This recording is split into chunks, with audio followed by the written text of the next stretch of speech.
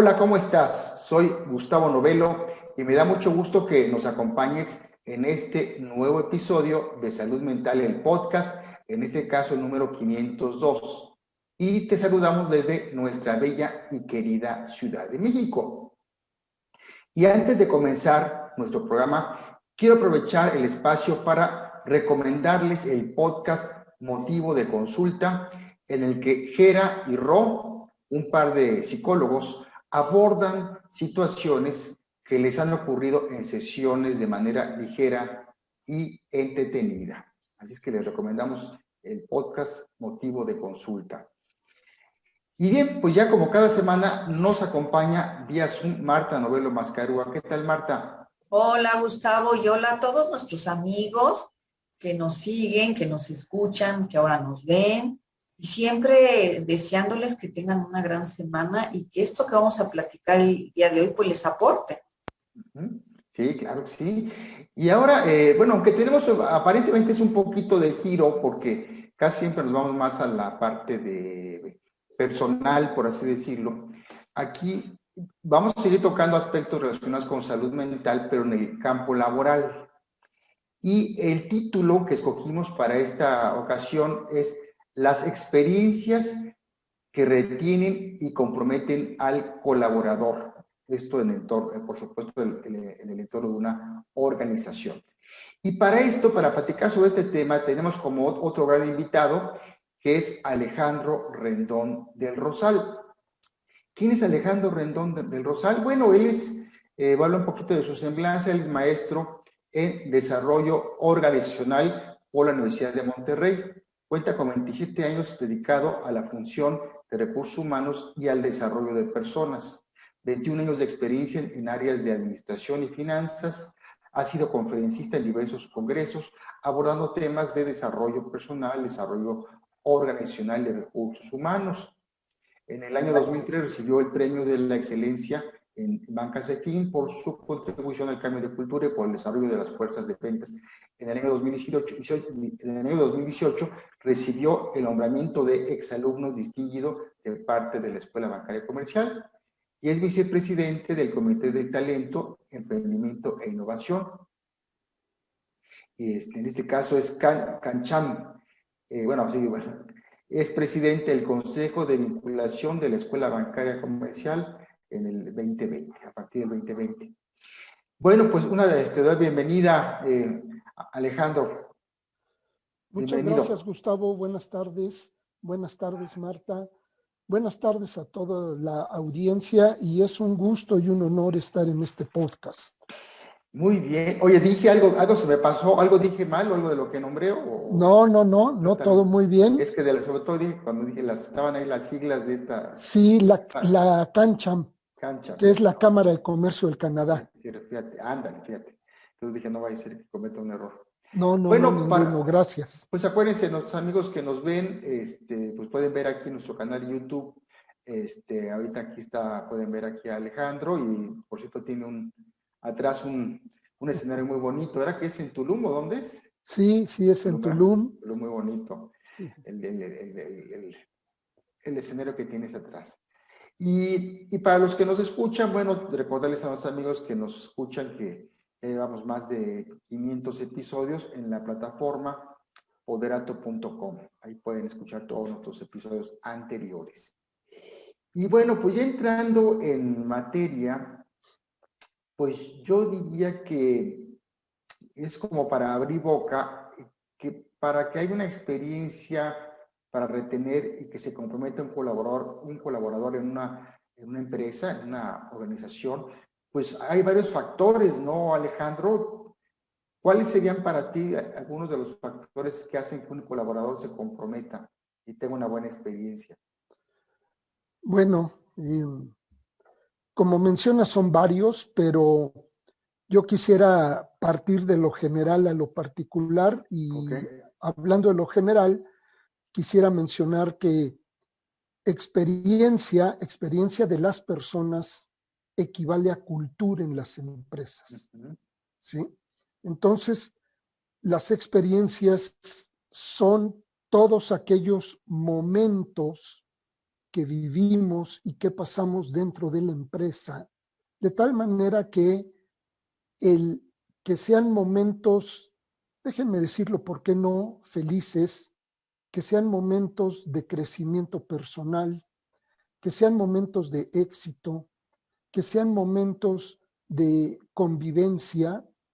Todo eso es lo que forma desde la cultura y que se traduce en la experiencia de los colaboradores y colaboradoras.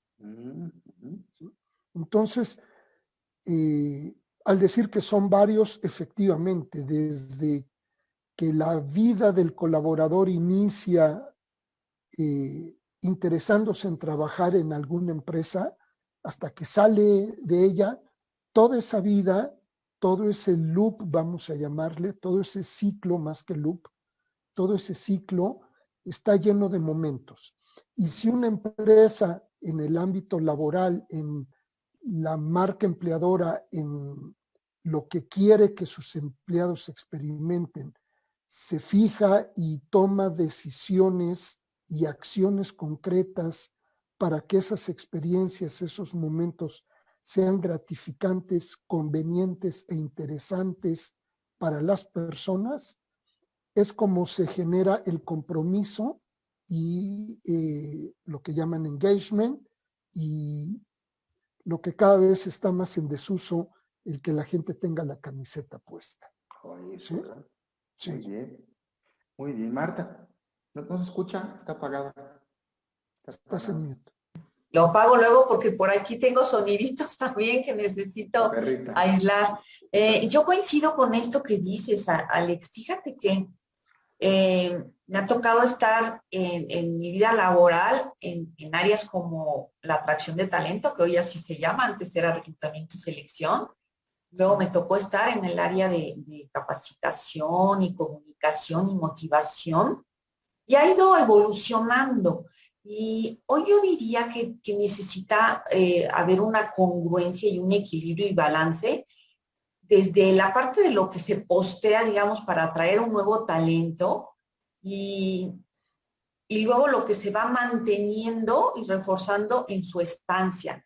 Si se dice, bueno, pues ahorita está toda la cuestión de el best place to work, ¿no? Sí. Que sea el lugar donde mejor te sientas para trabajar y seas feliz.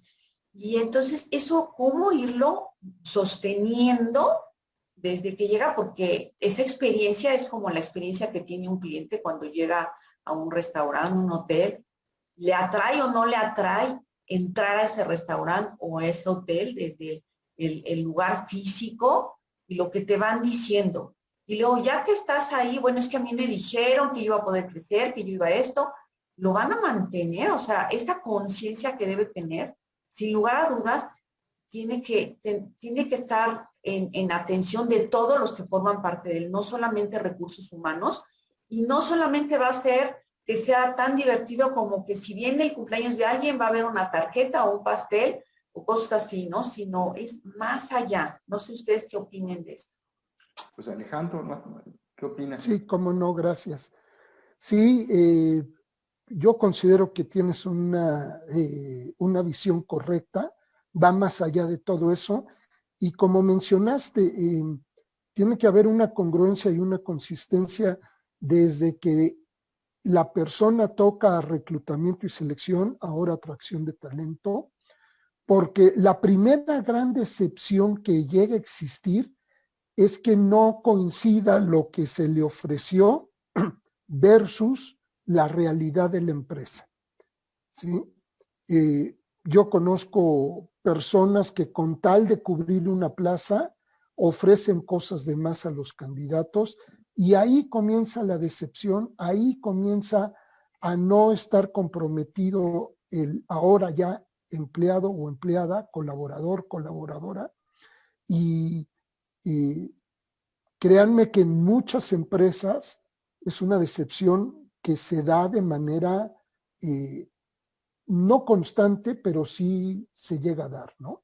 En mis épocas, cuando estuve en las áreas de reclutamiento y selección, trabajábamos todos mucho para entre nosotros mismos, entre los reclutadores, vendernos la empresa, vendernos las prestaciones, de tal manera que entre todos nos corregíamos para que lo que se dijera es lo que correspondía a la realidad de la empresa.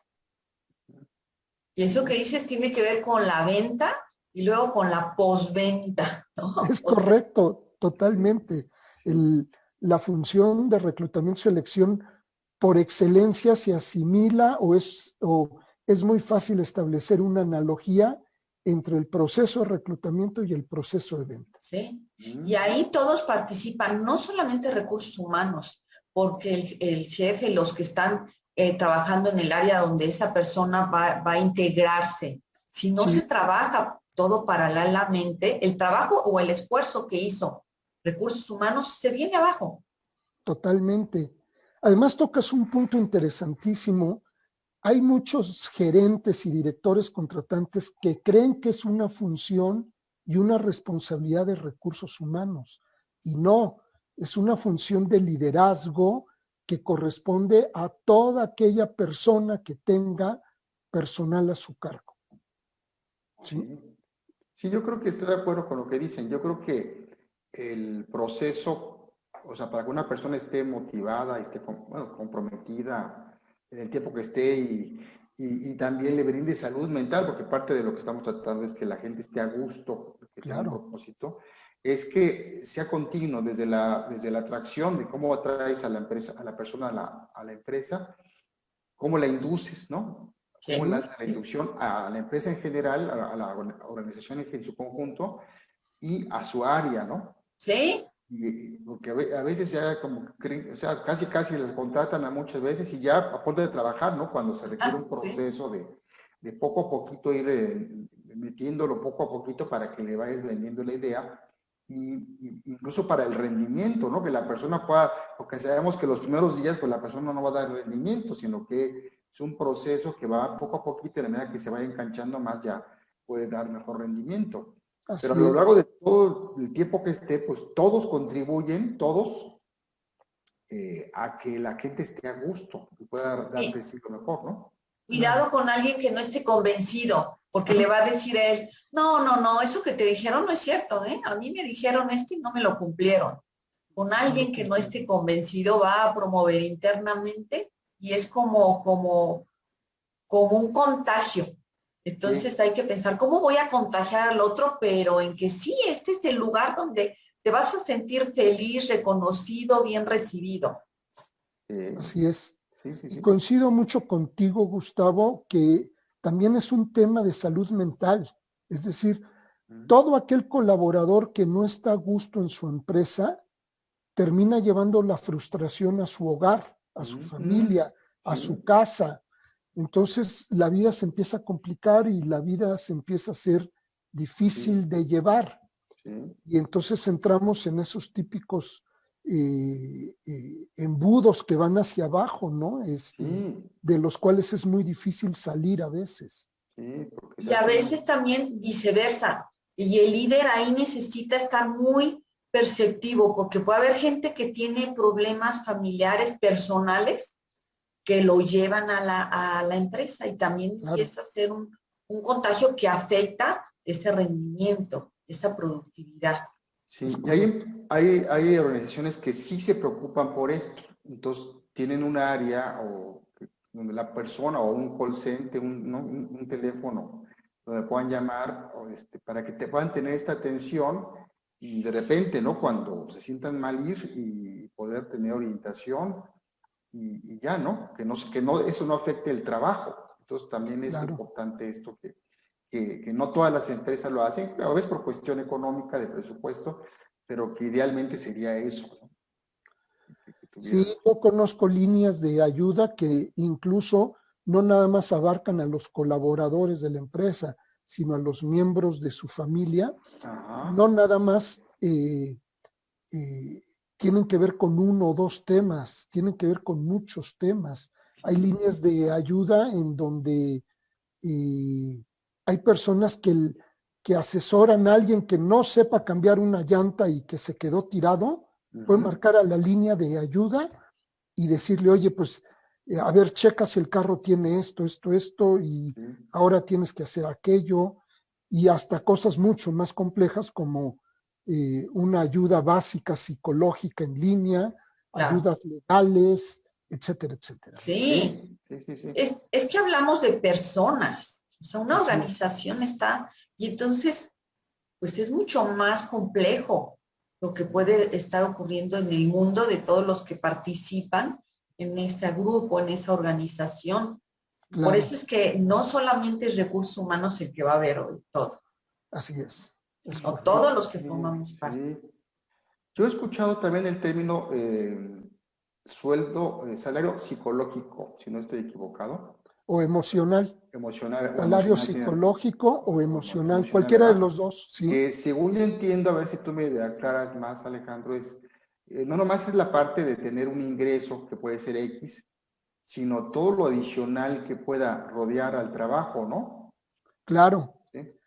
Sí, yo podría, más que definirlo, poner ejemplos. En empresas donde yo he trabajado, tuvimos casos de, por ejemplo, madres que no forzosamente eran solteras, pero entre ellas madres solteras, pero madres donde también existe la pareja, existen hijos, en donde la competencia les ofrecía trabajo y llegaban a decir, pues es que me ofrecen el doble, pero ahí no me van a ofrecer la posibilidad de estar con mi hijo un día a la semana.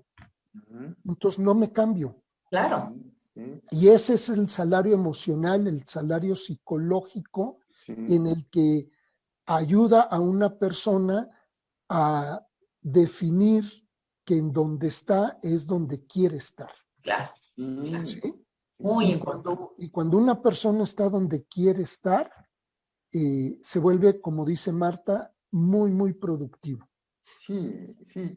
Porque te están viendo como persona y no como un número a lo mejor que eres parte de una nómina. Sí. Esa es la gran diferencia.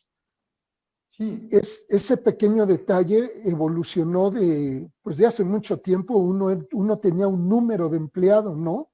Sí. Y evolucionó a número de registro. Sí. Precisamente para no identificar a la persona con un número. Claro. Simple y sencillamente hay empresas que le llaman número de expediente. Ajá. ¿Qué número tiene tu expediente en recursos humanos? Mira. Ok, perfecto. Sí. Sí, hay muchas cosas que han ido evolucionando, como la parte del talento, ¿no? Antes era el empleado o el personal o el colaborador. Hoy hablar de talento también es un sinónimo de las personas, porque ahí se entiende que la persona tiene sus recursos intelectuales, de conocimiento, experiencia, habilidades que son útiles en las organizaciones, ¿no? Entonces, eso también ha generado que haya una conciencia diferente para proyectarlo desde que la persona va a incorporarse y su estancia. Exacto. Sí.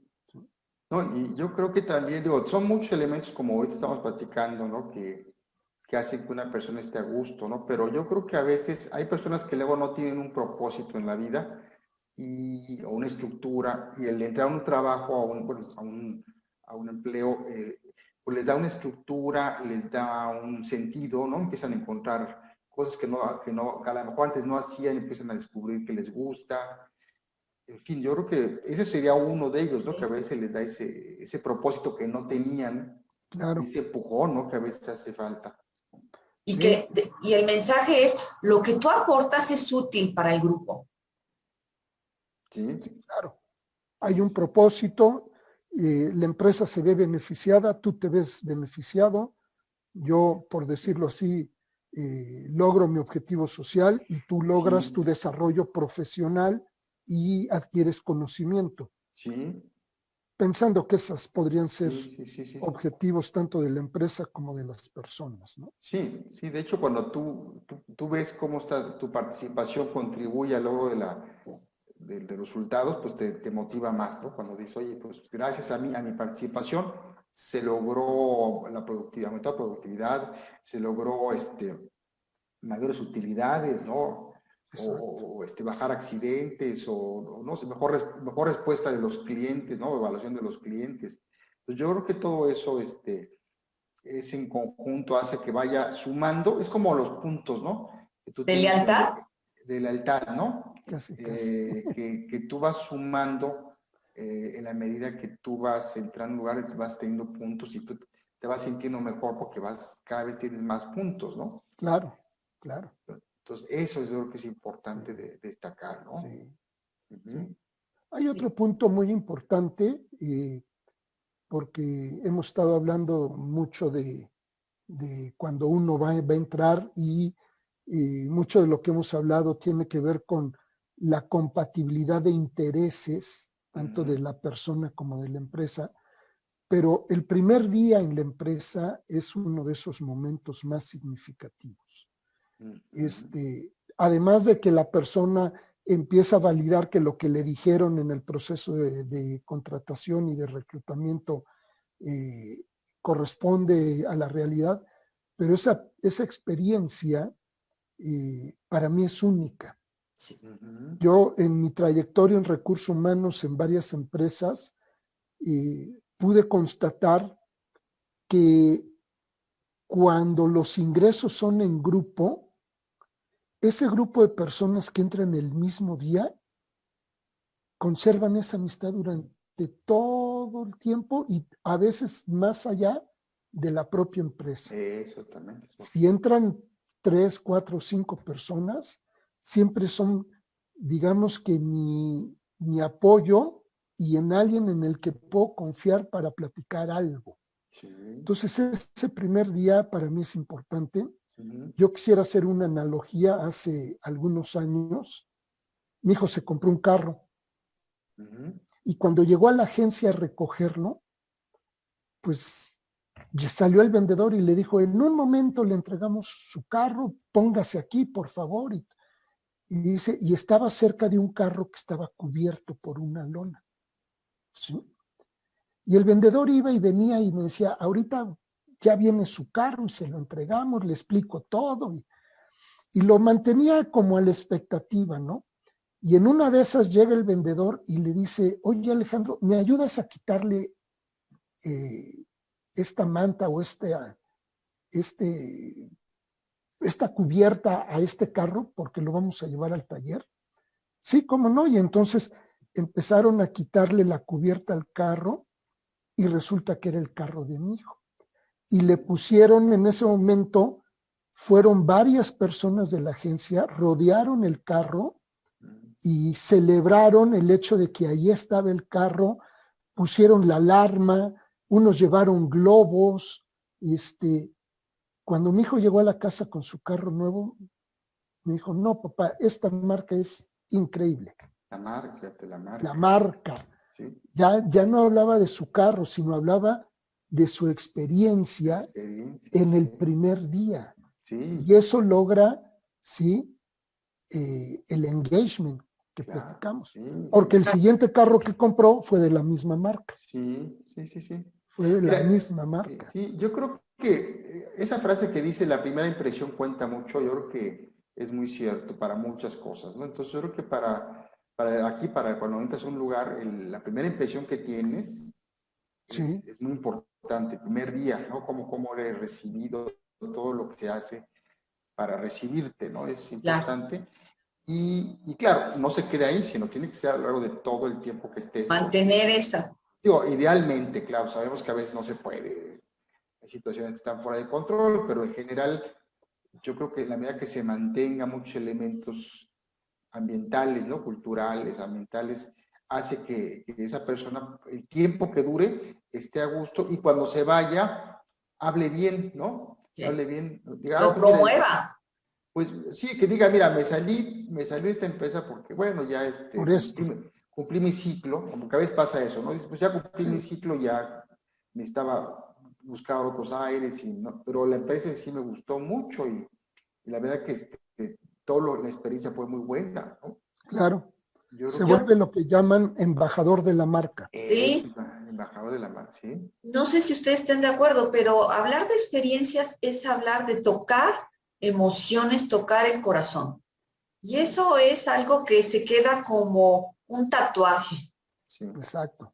Más que la camiseta. Sí, ¿sí? Sí. Mira, fíjate, otra variable importante también, ahorita de lo que estamos hablando, es que dijo Martita, las emociones, el nivel de estrés que tengas en un lugar.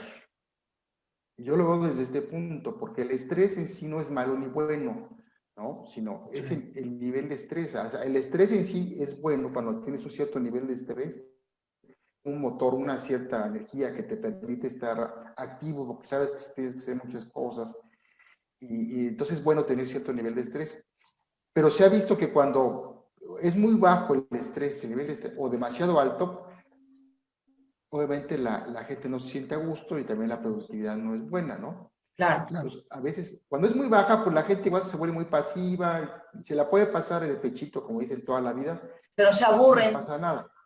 Se aburren, porque no, de algún momento no les exigen nada, entonces, en cambio, al revés, cuando el estrés es demasiado elevado, la gente diga, pues mira, por más que estoy bien pagado, es un estrés tremendo y prefiero renunciar, me voy, ¿no? Y ya cuando afecta tu salud.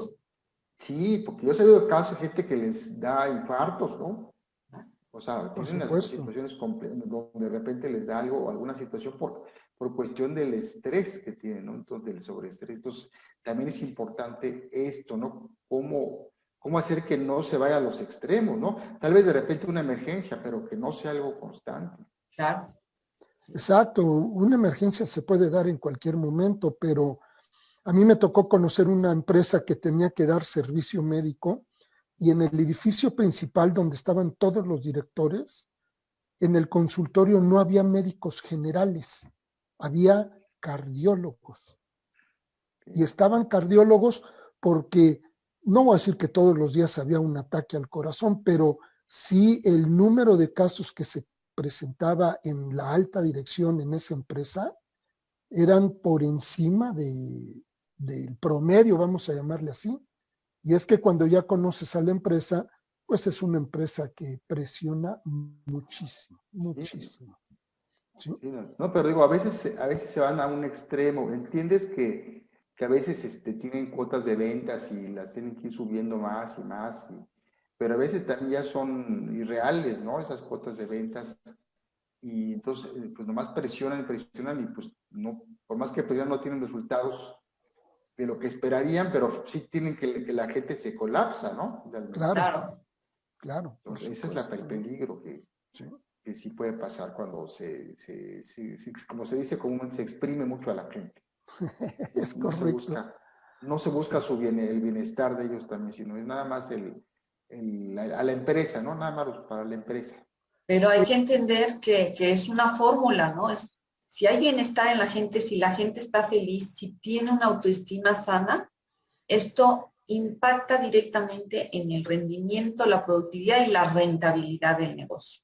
Es correcto. Sí, pues finalmente que sientan que, como dice el juego de la pirinola, todos ponen, todos ganan, ¿no? Claro. Entonces, todos ganan. Sí, finalmente así, cuando sientes eso, te sientes más motivado, ¿no? Porque estás contribuyendo todos a la vez, pero todos ganamos. Claro. En recursos humanos hay mucha creencia de manejar los temas de recursos humanos teniendo siempre en cuenta el triángulo equilátero, ¿sí? En donde en un lado están todos los colaboradores, en otro lado está la empresa, y si hablamos de que es una empresa que tiene sindicato, en el otro ángulo está el sindicato.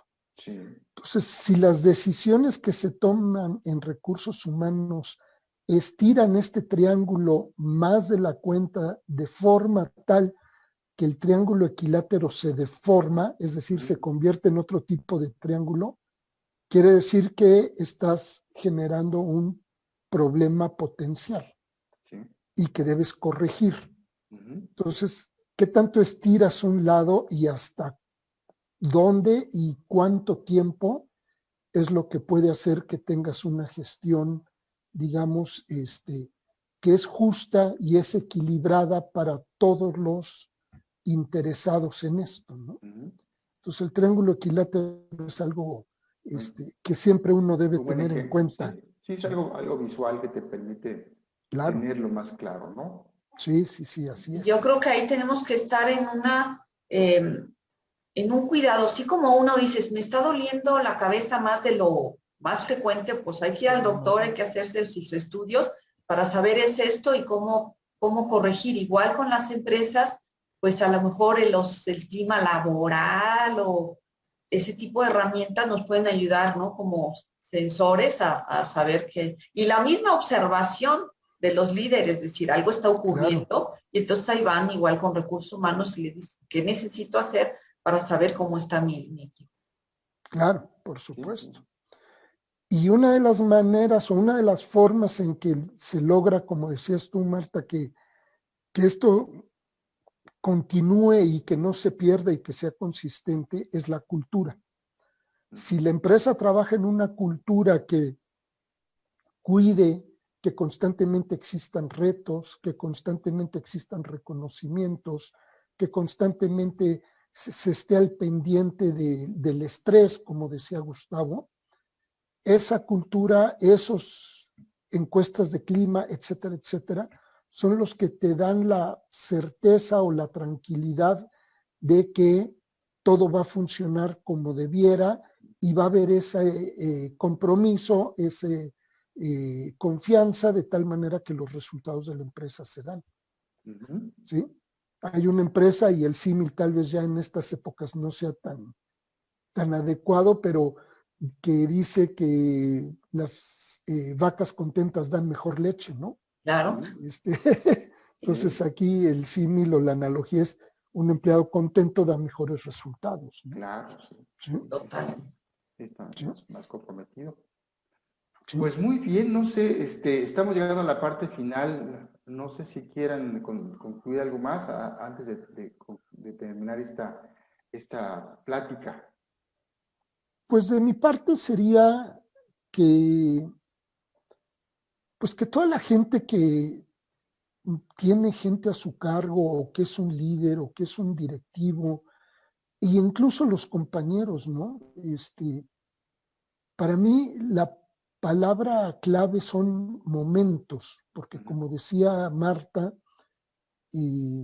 los momentos son experiencias y las experiencias son las que final definen la experiencia del empleado. Entonces, los momentos, no forzosamente, como decía Marta al principio, tiene que ser un pastel en el cumpleaños, pero sí que la empresa esté a través de su cultura muy atenta a los momentos de las personas y que se encargue de hacerlo ver, reconocerlo, decirle al empleado, oye, aquí estoy, ¿sí? Si no es un pastel, porque eso es una actividad que normalmente desempeñan mucho los compañeros, pero que no es algo institucional, vamos a decirlo así, o que no es algo que genere compromiso, pero sí el hecho de que tu jefe se acerque y te diga, oye, hoy cumple 7 años, 4 años, 2 años en la empresa, te felicito, ven a mi oficina y preguntarle cómo se siente, cómo está, qué le gustaría, etcétera, etcétera. Son cosas importantes que están dirigidas, como dijo Marta y tú, Gustavo, a la persona. Sí, sí, sí. Y eso es lo que genera compromiso. Sí, hay muchas veces, yo he escuchado muchas veces que hay empresas que luego dicen, o directivos que dicen, es que esto cuesta, ¿no? Pero hay cosas que no tienen valor, o sea, no cuestan, tienen mucho valor. Claro. Entonces, esto que tú señalas, son cosas que no cuestan y tienen mucho valor. Claro. Y si así vamos buscando hay muchas, la cuestión es que a veces quizá da flojera o se cae más en la rutina, pero el ir buscando muchos elementos que pueden hacer que la gente esté motivada o incentivada, pueden ser de resultados muchos y que la mayoría puede ser que no cuesten. Exacto. ¿Sí? Aunque tener una cultura cuesta, pero estos momentos de los que estamos hablando, sí no tienen precio, pero sí tienen mucho valor para la persona y para la empresa. Sí, le vas contando, sí, hay muchos. Mucho. Sí. Muy bien, pues Marta, tú tienes una frase, ¿no? Sí. Bueno, pues esta me gustó mucho. Dice, en un mundo donde el dinero ya no es el principal factor de motivación para los empleados, centrarse en la experiencia del empleado es la ventaja competitiva más prometedora que las organizaciones pueden crear. Y Jacob Morgan, él es conferencista, autor de libros como El futuro del trabajo. Y bueno, pues yo coincido mucho con lo que él describe. Es muy importante el estar atento de todos esos momentos de los que habla también Alejandro, de cómo ir creando esos momentos para que esta persona sepa que es importante y que más que un empleado es un creador. Muy bien, sí, muy buena. Excelente. Oye, Alejandro, ¿algún dato de contacto, si alguien te quiera contactar? Sí, cómo no. Tengo un correo que es alejandro.rendon@gmail.com. Ok, ese sería tu dato. ¿Sí? alejandro.rendon@gmail.com. Muy bien. Ahí estoy a sus órdenes. Pues perfecto, para cualquier duda, comentario. Bueno, entonces, pues te agradecemos mucho, Alejandro Rendón, de haber estado con nosotros. Gracias, quedas invitado en otro momento también a participar en otro tema.